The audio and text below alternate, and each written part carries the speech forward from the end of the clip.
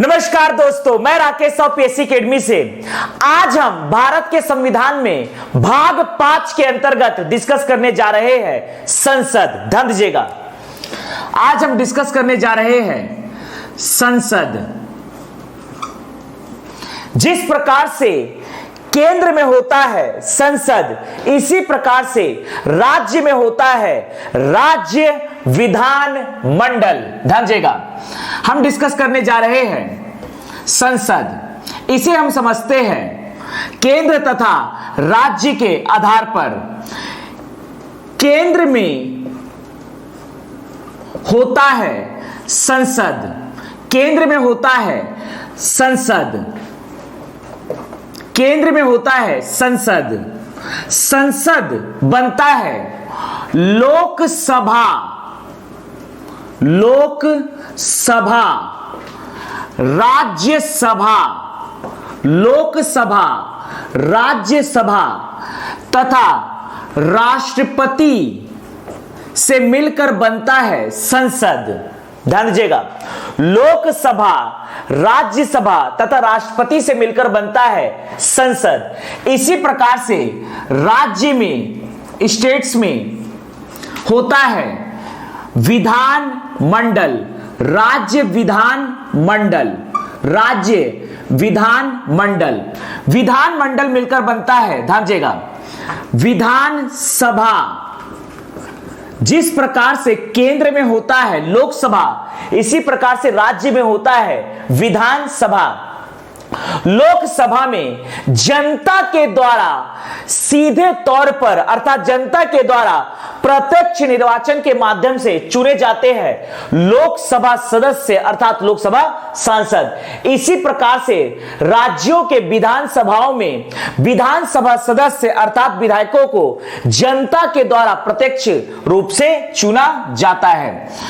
जिस प्रकार से केंद्र में होता है राज्यसभा, इसी प्रकार से विधान मंडल अर्थात राज्य में होता है विधान परिषद। यहां होता है विधान परिषद, ध्यान दीजिएगा, विधान परिषद तथा राज्यपाल, राज्य के राज्यपाल, इन तीनों से मिलकर बनता है विधान मंडल। केंद्र में लोकसभा, राज्यसभा तथा राष्ट्रपति से मिलकर बनता है संसद तथा राज्यों में विधानसभा, विधान परिषद तथा राज्यपाल से मिलकर बनता है विधान मंडल। लेकिन ध्यान रखने वाली बात यह है कि भारत के 28 राज्यों में से, भारत के 28 राज्यों में से सिर्फ और सिर्फ 6 राज्यों में है विधान परिषद। भारत के 6 राज्यों में है विधान परिषद, भारत के 6 राज्यों में है विधान परिषद। अर्थात यदि हम छत्तीसगढ़ राज्य की बात करते हैं, ध्यान दीजिएगा, तो छत्तीसगढ़ राज्य में विधानसभा अर्थात छत्तीसगढ़ राज्य में विधान परिषद नहीं है। तो छत्तीसगढ़ राज्य में विधानसभा तथा राज्यपाल को मिलाकर बनता है विधान मंडल। लेकिन अगर हम उत्तर प्रदेश राज्य की बात करते हैं, उत्तर प्रदेश राज्य में विधान परिषद है, अर्थात उत्तर प्रदेश राज्य में विधानसभा, विधान परिषद और राज्यपाल को मिलाकर बनता है विधान मंडल। भारत के 6 राज्यों में है विधान परिषद। ध्यान दीजिएगा, वो 6 राज्य जहां पर विधान परिषद है, यह है हमारा देश भारत।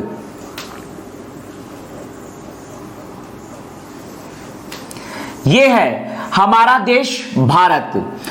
पाकिस्तान ऑक्युपाइड कश्मीर, आजाद कश्मीर, जम्मू कश्मीर, लद्दाख, अक्साई चीन, पंजाब, हरियाणा, हिमाचल प्रदेश, यह आपका है मध्य प्रदेश, राजस्थान, गुजरात, यह आपका है उत्तर प्रदेश, छत्तीसगढ़, महाराष्ट्र, गोवा, कर्नाटक, केरल, महाराष्ट्र, गोवा, कर्नाटक, केरल, यह आपका है बिहार, झारखंड, उड़ीसा, सिक्किम, पश्चिम बंगाल, मेघालय, नागालैंड, मणिपुर, मिजोरम, त्रिपुरा, असम और अरुणाचल प्रदेश। भारत के 6 राज्य जहां पर विधानसभा स्थित है, यह है उत्तर प्रदेश, बिहार, यह आपका पगडंडा है, ये आपका है महाराष्ट्र, गोवा, कर्नाटक, केरल, तमिलनाडु, आंध्र प्रदेश, तेलंगाना, तथा महाराष्ट्र, कर्नाटक, तेलंगाना और आंध्र प्रदेश, यहां के 4 राज्य और यहां के 2 राज्य उत्तर प्रदेश, बिहार, महाराष्ट्र, कर्नाटक, तेलंगाना तथा आंध्र प्रदेश, इन 6 राज्यों में स्थित है विधान परिषद। इसके अतिरिक्त भारत के किसी भी राज्य में विधान परिषद नहीं है। तो यदि हम छत्तीसगढ़ या मध्य प्रदेश या राजस्थान, इन सभी राज्यों के बारे में बात करते हैं जहां विधान परिषद नहीं है, यहां पर विधानसभा और राज्यपाल को मिलाकर बनता है विधानमंडल। लेकिन जिन राज्यों में, जैसे कि आपका उत्तर प्रदेश, बिहार, महाराष्ट्र, यह आपका है कर्नाटक, तेलंगाना, आंध्र प्रदेश, यहां पर विधान परिषद है, अर्थात इन राज्यों में विधानसभा, विधान परिषद और राज्यपाल को मिलाकर बनता है विधान मंडल। तो अब हम डिस्कस करने जा रहे हैं संसद। केंद्र में हम डिस्कस करेंगे संसद तथा राज्य में हम डिस्कस करेंगे विधान मंडल। इनका हम कंपैरेटिव स्टडी डिस्कस करने जा रहे हैं। ध्यान दीजिएगा।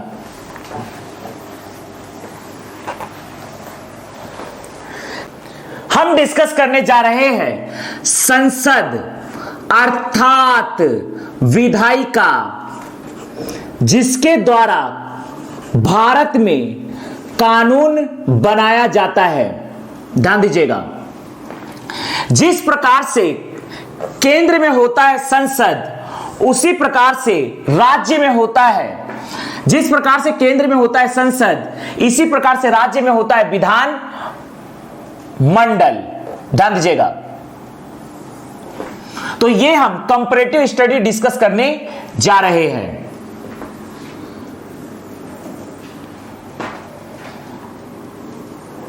ध्यान दीजिएगा।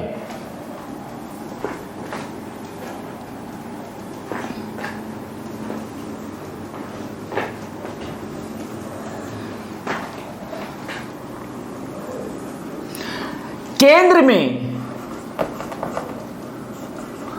होता है संसद, केंद्र में होता है संसद। संसद का वर्णन किया गया है भारतीय संविधान के अनुच्छेद 79 में वर्णित है। संसद भारतीय संविधान के अनुच्छेद 79 में वर्णित है। संसद के अंतर्गत आते हैं राज्य सभा तथा लोकसभा, राज्यसभा तथा लोकसभा। इसी प्रकार से राज्य में होता है राज्य विधान मंडल, राज्य में होता है राज्य विधान मंडल। राज्य विधान मंडल भारतीय संविधान के अनुच्छेद 168 में वर्णित है। भारतीय संविधान के अनुच्छेद 168 में वर्णित है विधान मंडल। अनुच्छेद 79 संसद, अनुच्छेद 168 विधान मंडल। ध्यान दीजिएगा। जिस प्रकार से केंद्र में होता है राज्यसभा, उसी प्रकार से राज्य में होता है विधान परिषद। विधान परिषद। जिस प्रकार से केंद्र में होता है लोकसभा, इसी प्रकार से राज्य में होता है विधान सभा। विधान सभा। ध्यान दीजिएगा। इसे हम कंपैरेटिव स्टडी के द्वारा डिस्कस करने जा रहे हैं। ध्यान दीजिएगा। सबसे पहले हम डिस्कस करने जा रहे हैं अनुच्छेद। ध्यान दीजिएगा। अनुच्छेद। राज्यसभा भारतीय संविधान के अनुच्छेद 80 में वर्णित है। राज्यसभा भारतीय संविधान के अनुच्छेद 81 में वर्णित है। लोकसभा भारतीय संविधान के अनुच्छेद 169 में वर्णित है। विधान परिषद भारतीय संविधान के अनुच्छेद 170 में वर्णित है। विधान सभा। ध्यान दीजिएगा। अनुच्छेद 79, 80, 81, इसी प्रकार से 168, 169, 170। अनुच्छेद 80 राज्यसभा, अनुच्छेद 81 लोकसभा, अनुच्छेद 169 विधान परिषद, अनुच्छेद 170 विधान सभा। ध्यान दीजिएगा।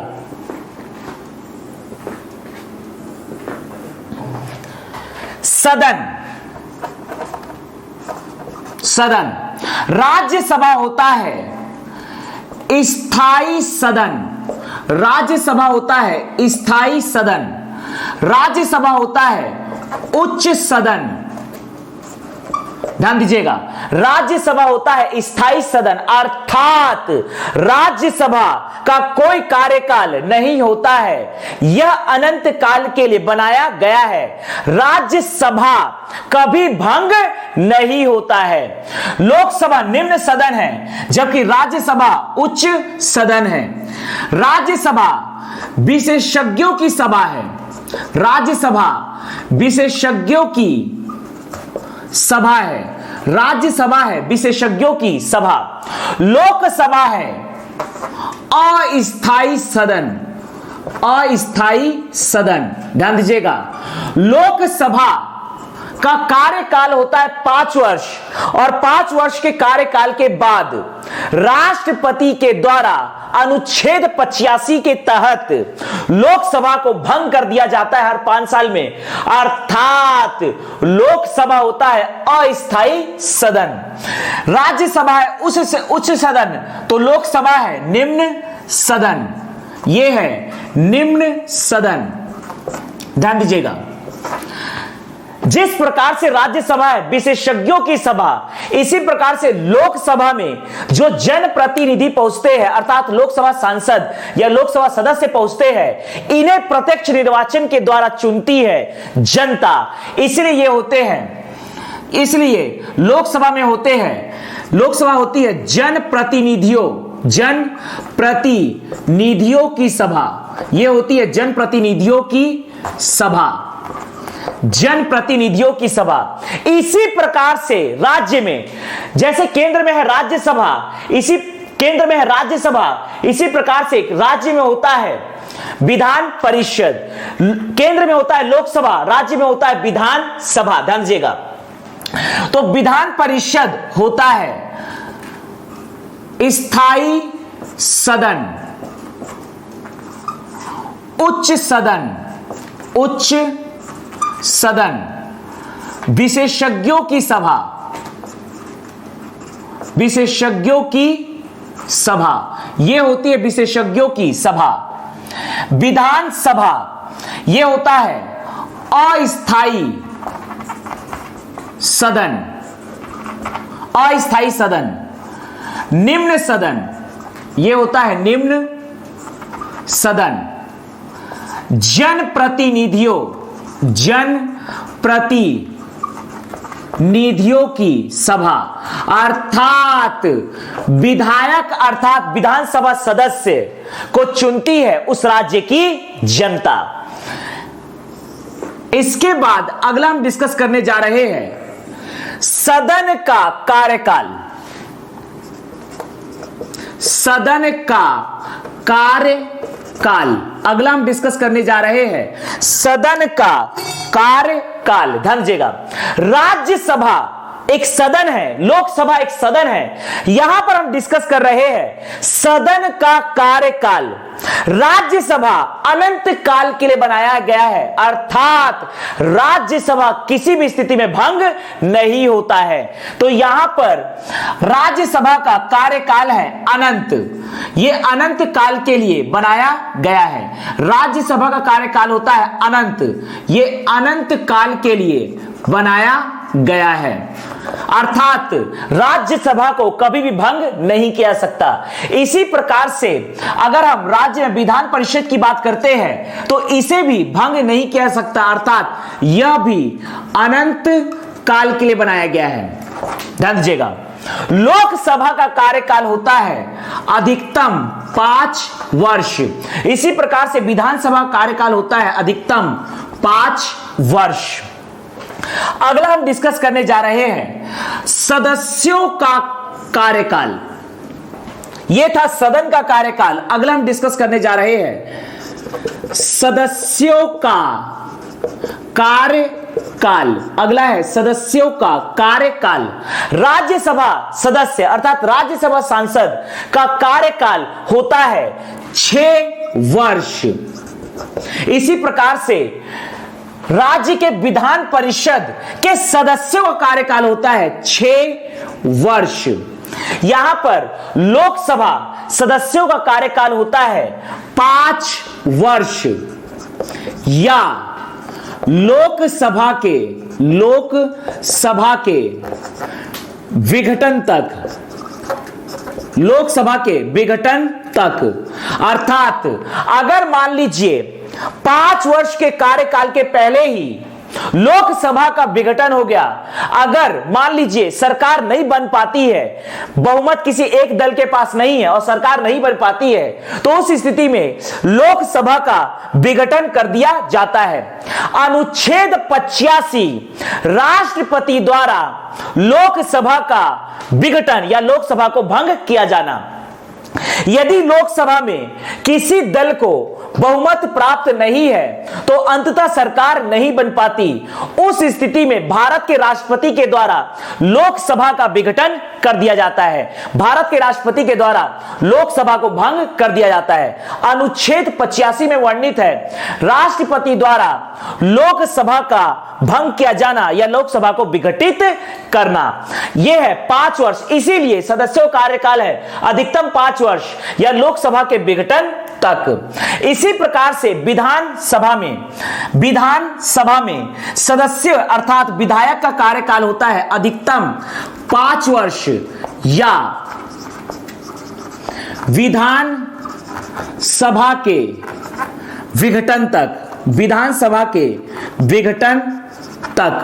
ध्यान दीजिएगा, इसका तात्पर्य यह है कि यदि मान लीजिए राज्य के विधानसभा में किसी दल को बहुमत हासिल नहीं है और सरकार नहीं बन पा रहा है, अर्थात गठबंधन की सरकार भी नहीं बन पा रहा है, तो उस स्थिति में राज्यपाल के द्वारा अनुच्छेद 174 के तहत विधानसभा का विघटन कर दिया जाता है। अनुच्छेद 174 में वर्णित है राज्यपाल के द्वारा विधानसभा को भंग किया जाना या उसको विघटित करना। ध्यान दीजिएगा, सदन का विघटन, अगला हम इसीलिए डिस्कस करने जा रहे हैं सदन का विघटन। ध्यान दीजिएगा, राज्यसभा को कभी भंग नहीं किया सकता। विघटन का मतलब है सदन का भंग किया जाना, सदन को भंग करना। ध्यान दीजिएगा, यहां पर राज्यसभा को किसी भी स्थिति में भंग नहीं किया जा सकता, विधान परिषद को भी किसी भी स्थिति में भंग नहीं किया सकता। इसीलिए यहां पर केंद्र में राज्यसभा तथा राज्य में विधान परिषद, ये दोनों होते स्थायी सदन। ध्यान दीजिएगा, जबकि लोकसभा को भंग किया जाता है राष्ट्रपति के द्वारा। यह वर्णित है अनुच्छेद 85 में। अनुच्छेद 85 में वर्णित है राष्ट्रपति द्वारा लोकसभा को भंग किया जाना या लोकसभा का विघटन, लोकसभा को भंग किया जाना या लोकसभा का विघटन। इसी प्रकार से अनुच्छेद 174 में वर्णित है, अनुच्छेद 174 में वर्णित है राज्यपाल के द्वारा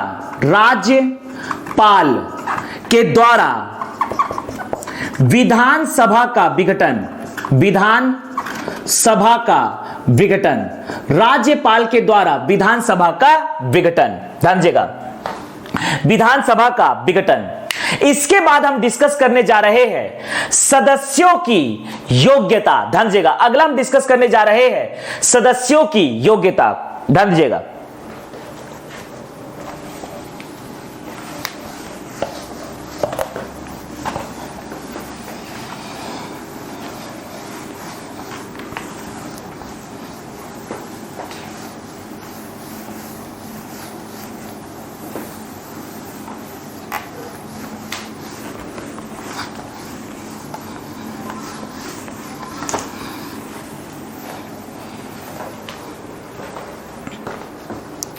अगला हम डिस्कस करने जा रहे हैं सदस्यों की योग्यता।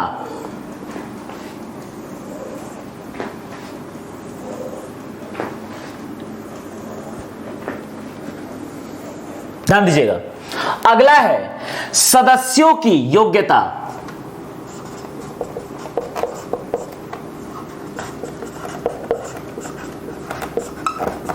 राज्यसभा सांसद या राज्यसभा सदस्य बनने की 4 योग्यता होनी चाहिए। पहला, भारत का नागरिक हो, न्यूनतम आयु 30 वर्ष हो, लाभ के पद पर ना हो, दिवालिया या पागल ना हो। ध्यान दीजिएगा, राज्यसभा सांसद या राज्यसभा सदस्य बनने की 4 योग्यता। पहला, भारत का नागरिक हो, भारत का नागरिक हो।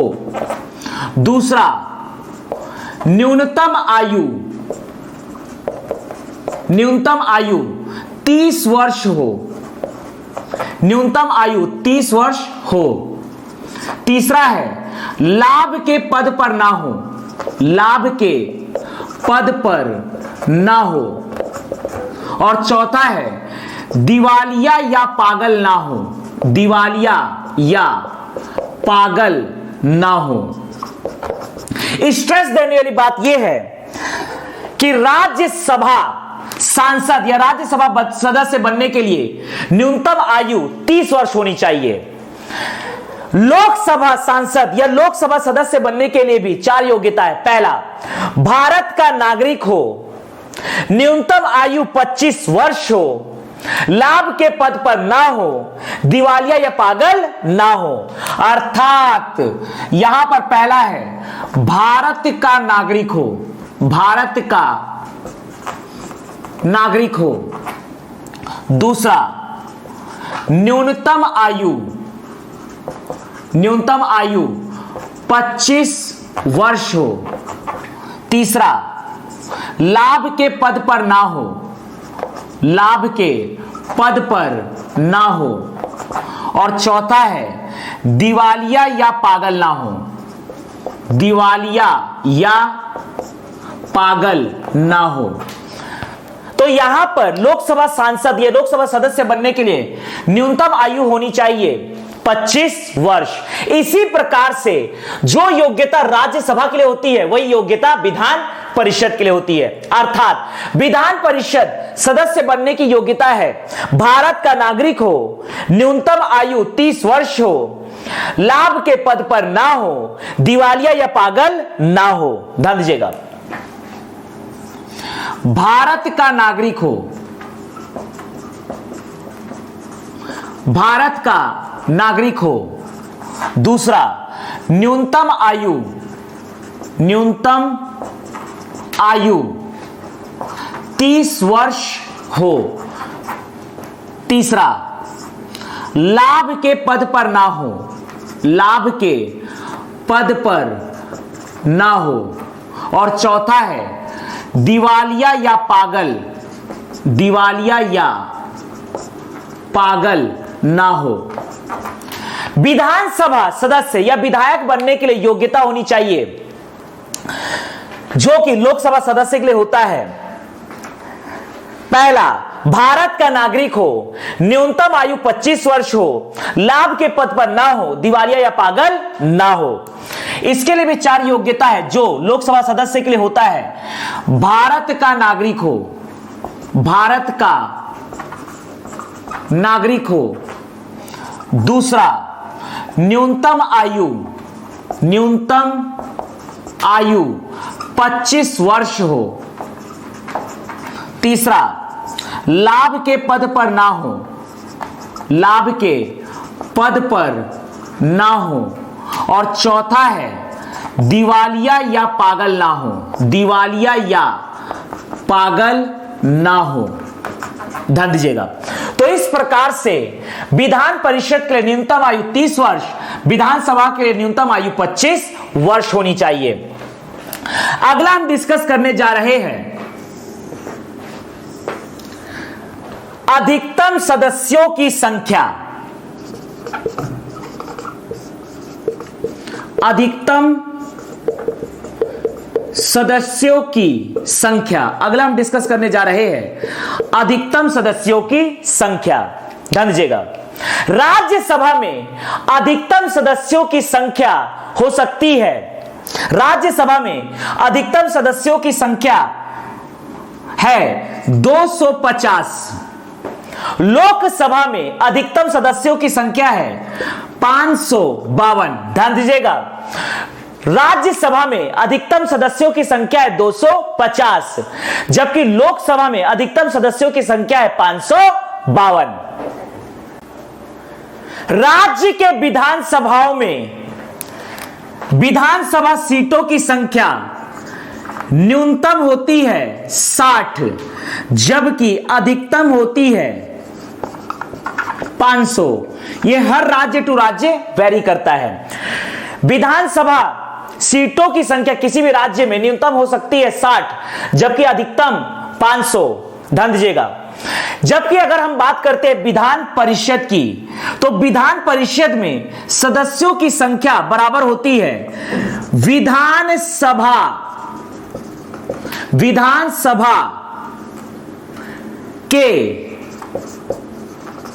कुल सदस्यों की संख्या का कुल सदस्यों की संख्या का 1/3 या न्यूनतम 40। यदि मान लीजिए किसी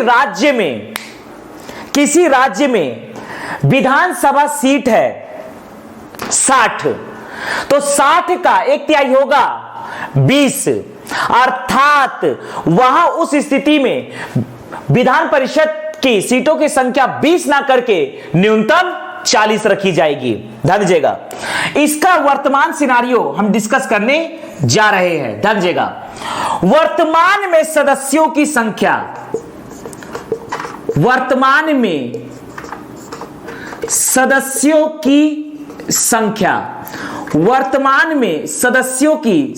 ध्यान दीजिएगा, राज्यसभा में सदस्यों की संख्या अधिकतम हो सकती है 250, लेकिन वर्तमान में राज्यसभा में सीटों की संख्या है 245। लोकसभा में सदस्यों की संख्या अधिकतम हो सकती है 552, लेकिन वर्तमान में लोकसभा में सदस्यों की संख्या है, लोकसभा सांसदों की संख्या है 545। ध्यान दीजिएगा, अब यहां पर जैसे हम विधान सभा के लिए लेते हैं एक एग्जाम्पल, मान लीजिए उत्तर प्रदेश राज्य को। उत्तर प्रदेश एक ऐसा राज्य है जहां विधानसभा के साथ साथ विधान परिषद है। तो उत्तर प्रदेश राज्य में विधानसभा सीटों की संख्या है 404, विधान सभा सीटों की संख्या है 404, और उत्तर प्रदेश में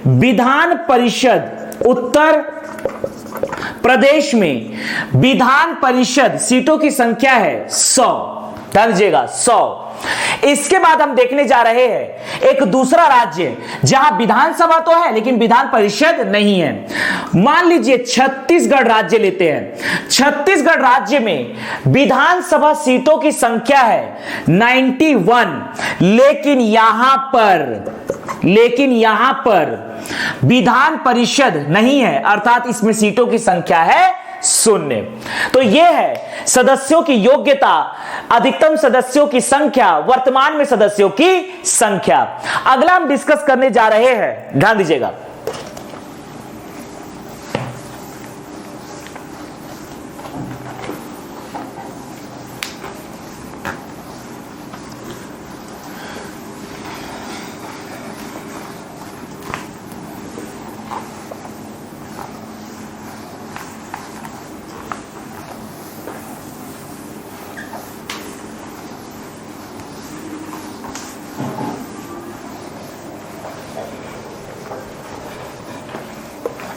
ध्यान दीजिएगा, आगे हम डिस्कस करने जा रहे हैं लोकसभा, राज्यसभा, विधानसभा, विधान परिषद में निर्वाचित सदस्य तथा मनोनीत सदस्य। ध्यान दीजिएगा, जैसा कि हम जानते हैं कि राज्यसभा में वर्तमान में कुल सदस्य है 245, तो 245 सदस्य में 233 सदस्य का निर्वाचन किया जाता है तथा बाकी 12 सदस्यों को भारत के राष्ट्रपति के द्वारा मनोनीत किया जाता है। तो सबसे पहले हम डिस्कस कर रहे हैं मनोनीत सदस्य। मनोनीत सदस्य, ध्यान दीजिएगा, मनोनीत सदस्य राज्यसभा में होते हैं कुल 245 सदस्य, जिसमें से 12 सदस्यों को भारत के राष्ट्रपति के द्वारा मनोनीत किया जाता है। अनुच्छेद 80 में वर्णित है राज्यसभा, और अनुच्छेद 80 में ही लिखा गया है राज्यसभा में 12 सदस्यों का मनोनयन राष्ट्रपति के द्वारा, अर्थात इसमें लिखा गया है राष्ट्रपति के द्वारा राज्यसभा में 12 सदस्यों का मनोनयन, 12 सदस्यों का मनोनयन, ध्यान दीजिएगा। अनुच्छेद 80 है राष्ट्रपति के द्वारा राज्यसभा में 12 सदस्यों का मनोनयन, और ये जो 12 सदस्यों का मनोनयन किया जाता है ये 4 क्षेत्र से किया जाता है, जिसमें से पहला क्षेत्र है कला साहित्य, विज्ञान और समाज सेवा, ध्यान दीजिएगा। अनुच्छेद 80 है राष्ट्रपति के द्वारा राज्यसभा में 12 सदस्यों का मनोनयन, और यह मनोनयन 4 क्षेत्रों से किया जाता है, कला, साहित्य, विज्ञान और समाज सेवा। तो राज्यसभा में होते हैं कुल 245 सदस्य, जिसमें से 12 सदस्यों का मनोनयन राष्ट्रपति के द्वारा किया जाता है, बाकी बचे 233 सदस्य निर्वाचित होते हैं। इसी प्रकार से लोकसभा में, ध्यान दीजिएगा, लोकसभा में कुल होते हैं 545 सदस्य। 545 सदस्य में से 543 सदस्य निर्वाचन के माध्यम से आते हैं, अर्थात जनता के द्वारा प्रत्यक्ष निर्वाचन किया जाता है, जबकि 2 सदस्यों का मनोनयन करता है भारत का राष्ट्रपति। अनुच्छेद 331 में वर्णित है राष्ट्रपति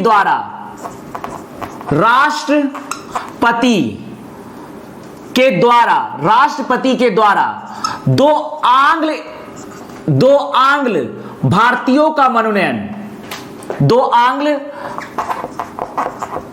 का मनोनयन लोकसभा में, राष्ट्रपति के द्वारा लोकसभा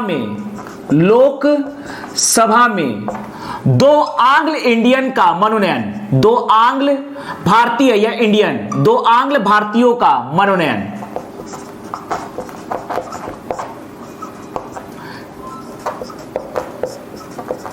ध्यान दीजिएगा, अनुच्छेद 331 में वर्णित है राष्ट्रपति के द्वारा लोकसभा में 2 आंग्ल इंडियन का मनोनयन, आंग्ल भारतीयों का मनोनयन।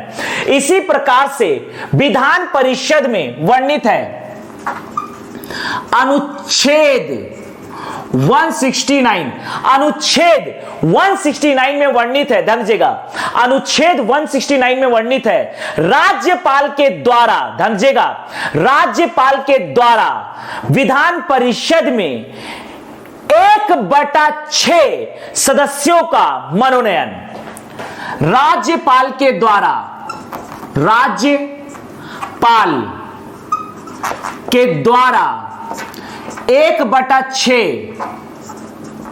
सदस्यों का मनोनयन विधान परिषद में, राज्यपाल के द्वारा विधान परिषद में 1/6 सदस्यों का मनोनयन, अर्थात बाकी बचेंगे 5/6 सदस्य। जबकि विधानसभा के लिए है अनुच्छेद 333 में वर्णित है राज्यपाल के द्वारा विधानसभा में, राज्यपाल के द्वारा विधानसभा में एक एंग्लो इंडियन का मनोनयन या एक आंग्ल भारतीय का मनोनयन, एक आंग्ल भारतीय का मनोनयन या एक एंग्लो इंडियन का मनोनयन, ध्यान दीजिएगा। तो इस प्रकार से 500, ध्यान दीजिएगा, इस प्रकार से राज्यसभा में 245 सदस्य में राष्ट्रपति के द्वारा 12 सदस्यों का मनोनयन किया जाता है। लोकसभा में 545 सदस्यों में से राष्ट्रपति के द्वारा 2 आंग्ल भारतीयों का मनोनयन किया जाता है। विधान परिषद में जितने भी सदस्य होते हैं उसके 1/6 सदस्य राज्यपाल के द्वारा मनोनीत किए जाते हैं और विधानसभा में जितने भी सदस्य होते हैं उसमें से एक सदस्य को राज्यपाल के द्वारा मनोनीत किया जाता है। ध्यान दीजिएगा, आगे हम डिस्कस करने जा रहे हैं, ध्यान दीजिएगा, आगे हम डिस्कस करने जा रहे हैं निर्वाचित सदस्य। निर्वाचित सदस्य राज्यसभा में है कुल 245 सदस्य, जिसमें से 12 सदस्यों को राष्ट्रपति के द्वारा मनोनीत किया जाता है 4 क्षेत्रों से: कला, साहित्य, विज्ञान, समाज सेवा। इसी प्रकार से विधान परिषद की अगर हम बात करते हैं तो यहां पर अनुच्छेद 169 के द्वारा राज्यपाल के द्वारा विधान परिषद में 1/6 सदस्यों का किया जाता है मनोनयन। 5 क्षेत्रों से, यहां पर 5 क्षेत्रों से मनोनयन किया जाता है।